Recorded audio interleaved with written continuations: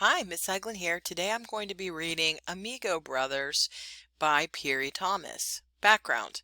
This story is about two friends, amigos in Spanish, living on the Lower East Side of New York City. Many boys from the Lower East Side have dreamed of building a better life by winning the New York Golden Gloves, a boxing competition started in 1927 by Paul Gallico, a newspaper writer. This tournament marks an amateur's entry into the world of big-time boxing. And this is a short story. Antonio Cruz and Felix Vargas were both 17 years old. They were so together in friendship that they felt themselves to be brothers. They had known each other since childhood, growing up on the Lower East Side of Manhattan in the same tenement building on 5th Street between Avenue A and Avenue B. Antonio was fair, lean, and lanky, while Felix was dark, short, and husky. Antonio's hair was always falling over his eyes, while Felix wore his black hair, in a natural Afro style. Each youngster had a dream of someday becoming lightweight champion of the world. Every chance they had, the boys worked out, sometimes at the boys' club on 10th Street and Avenue A, and sometimes at the pros gym on 14th Street. Early morning sunrises would find them running along the East River Drive, wrapped in sweatshirts, short towels around their necks, and handkerchiefs, Apache style, around their forehead. While some youngsters were into street negatives, Antonio and Felix slept, ate, rapped, and dreamt positive. Between them, they had a collection of fight magazines second to none, plus a scrapbook filled with torn tickets to every boxing match they had ever attended, and some clippings of their own. If asked a question about any given fighter, they would immediately zip out from their memory banks divisions, weights, records of fights, knockouts, technical knockouts, and draws or losses. Each had fought many bouts representing their own community and had won 2 gold-plated medals plus a silver and bronze medallion. The difference was in their style. Antonio's lean form and long reach made him the better boxer, while Felix's short and muscular frame made him the better slugger. Whenever they had met in the ring for sparring sessions, it had always been hot and heavy. Now, after a series of elimination bouts, they had been informed that they were to meet each other in the division finals that were scheduled for the 7th of August, 2 weeks away, the winner to represent the boys' club in the Golden Gloves Championship tournament. The two boys continued to run together along the East River Drive, but even when joking with each other, they both sensed a wall rising between them. One morning, less than a week after their bout, they met as usual for their daily workout. They fooled around with a few jabs at the air, slapped skins, and then took off running lightly along the dirty East River's edge. Antonio glanced at Felix, who kept his eyes purposely straight ahead, pausing from time to do some fancy leg work while throwing 1-2s followed by uppercuts to an imaginary jaw. Antonio then beat the air with a barrage of body blows and short, devastating lefts with an overhead, jaw-breaking right. After a mile or so, Felix puffed and said, "Let's stop for a while, bro. I think we both got something to say to each other." Antonio nodded. It was not natural to be acting as though nothing unusual was happening when two ace boon buddies were going to be blasting each other within a few short days. They rested their elbows on the railing separating them from the river. Antonio wiped his face with a short towel. The sunrise was now creating day. Felix leaned heavily on the river's railing and stared across the shores of Brooklyn. Finally, he broke the silence. "Man, I don't know how to come out with it." Antonio helped. "It's about our fight, right?" "Yeah, right." Felix's eyes squinted at the rising orange sun. "I've been thinking about it too, Panine. In fact, since we found out it was going to be me and you, I've been awake at night, pulling punches on you, trying not to hurt you. Same here. It ain't natural not to think about the fight. I mean, we're both chivalrote fighters, and we both want to win. But only one of us can win. There ain't no draws in the eliminations. Felix tapped Antonio gently on the shoulder. I don't mean to sound like I'm bragging, bro, but I want to win. Fair and square. Antonio nodded quietly. Yeah, we both know that in the ring, the better man wins. Friend or no friend, brother or no. Felix finishing it for him. Brother. Tony, let's promise something right here, okay? If it's fair, hermano, I'm for it. Antonio admired the courage of a tugboat pulling a barge 5 times its welterweight size. It's fair, Tony. When we get into the ring, it's got to be like we never met. We got to be like two heavy strangers that want the same thing, and only one can have it. You understand, don't ya? See, I know. Tony smiled. No pulling punches. We go all the way. Yeah, that's right. Listen, Tony. Don't you think it's a good idea if we don't see each other until the day of the fight? I'm going to stay with my Aunt Lucy in the Bronx. I can use Gleason's gym for working out. My manager says he's got some sparring partners with more or less your style. Tony scratched his nose pensively. Yeah, it would be better for our heads. He held out his hand, palm upward. Deal? Deal. Felix lightly slapped open skin. Ready for some more running? Tony asked lamely. Nah, bro. Let's cut it here. You go on. I kind of like to get things together in my head. You aren't worried, are you? Tony asked. No way, man. Felix laughed out loud. I got too much smarts for that. I just think it's cooler if we split right here. After the fight, we can get it together again like nothing ever happened. The Amigo brothers were not ashamed to hug each other tightly. Guess you're right. Watch yourself, Felix. I hear there's some pretty heavy dudes up at the Bronx. Suavecito, okay? Okay, you watch yourself too, Sabe.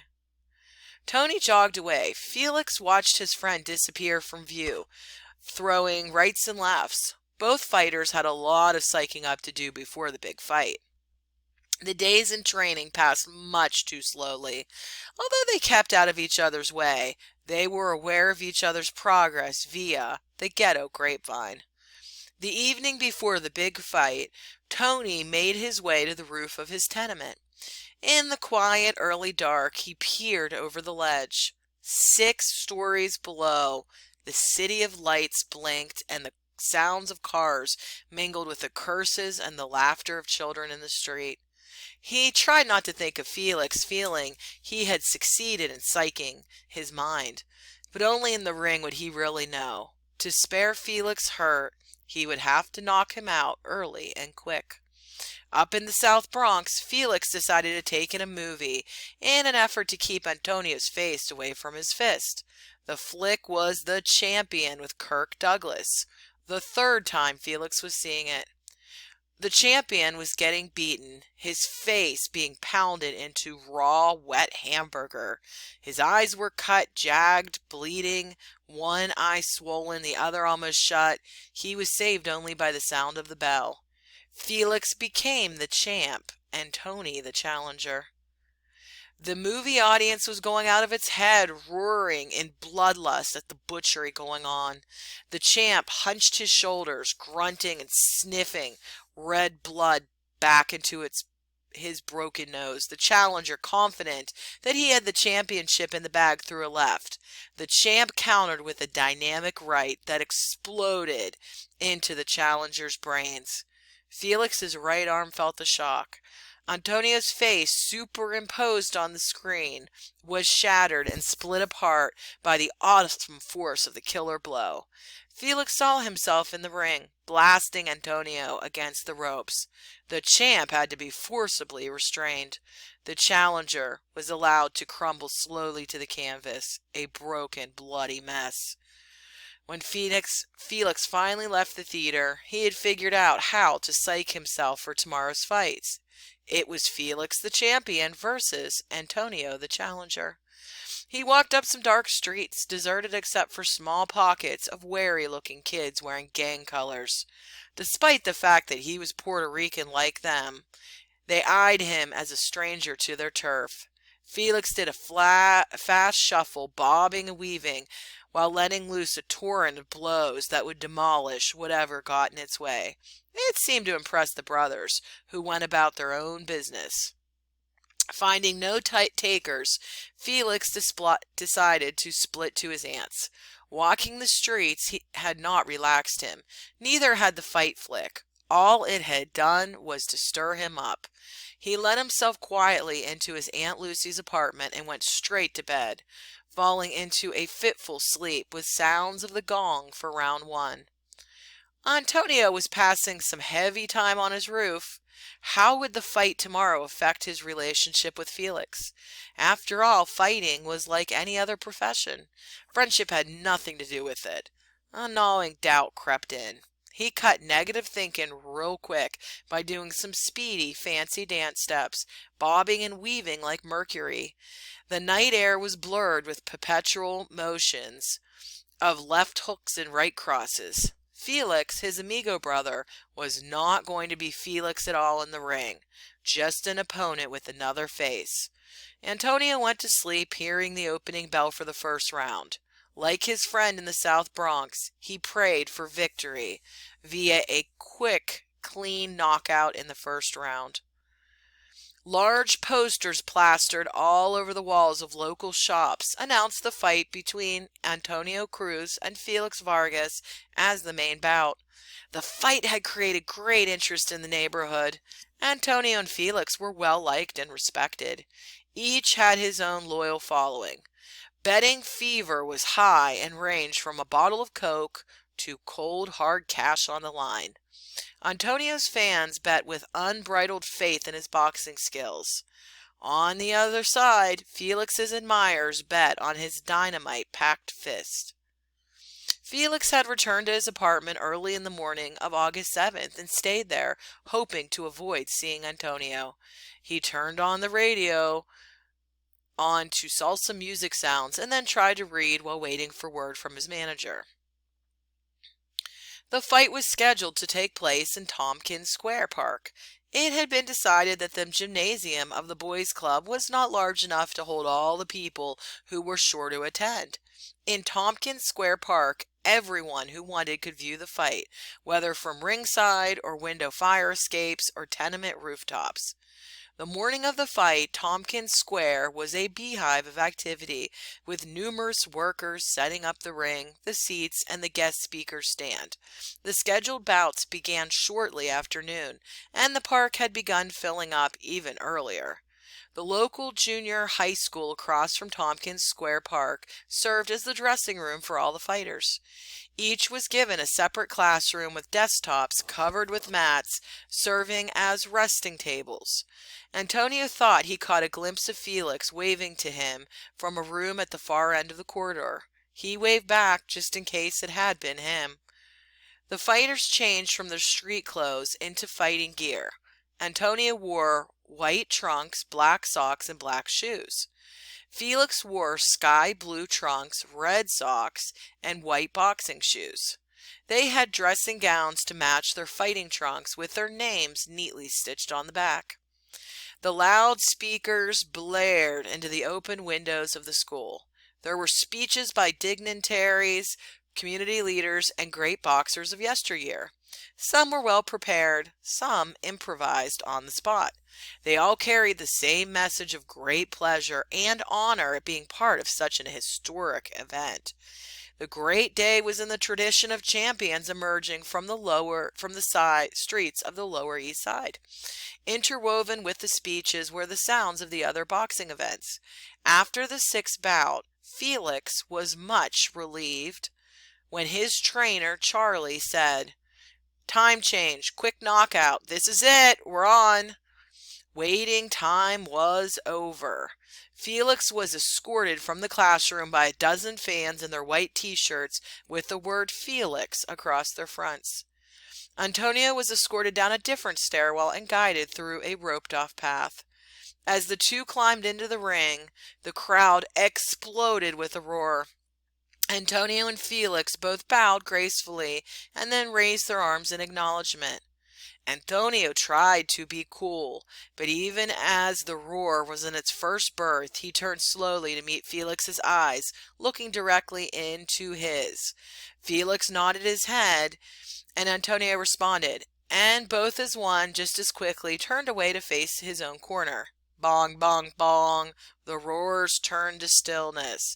Ladies and gentlemen, senors and senoras. The announcer spoke slowly, pleased at his bilingual efforts. Now is the moment we have all been waiting for, the main event between two fine young Puerto Rican fighters, products of our Lower East Side. Loisida, called out a member of the audience. In this corner, weighing 134 pounds, Felix Vargas. And in this corner, weighing 133 pounds, Antonio Cruz. The winner will represent the boys' club in the Tournament of Champions, the Golden Gloves. There will be no draw. May the best man win. The cheering of the crowd shook the window panes of the old building surrounding Tompkins Square Park. At the center of the ring, the referee was giving instructions to the youngsters. Keep your punches up, no low blows, no punching on the back of the head. Keep your heads up, understand? Let's have a clean fight. Now shake hands and come out fighting. Both youngsters touched gloves and nodded. They turned and danced quickly to their corners. Their head towels and dressing gowns were lifted neatly from their shoulders by their trainer's nimble fingers. Antonio crossed himself. Felix did the same. Bong bong, round one. Felix and Antonio turned and faced each other squarely in a fighting pose. Felix wasted no time. He came in fast, head low, half hunched towards his right shoulder and lashed out with a straight left. He missed a right cross as Antonio slipped the punch and countered with 1, 2, 3 lefts that snapped Felix's head back, sending a mild shock coursing through him. If Felix had any small doubt about their friendship affecting their fight, it was being neatly dispelled.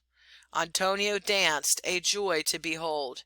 His left hand was like a piston, pumping jabs one right after another with seeming ease. Felix bobbed and weaved and never stopped boring in. He knew that at long range he was at a disadvantage. Antonio had too much reach on him.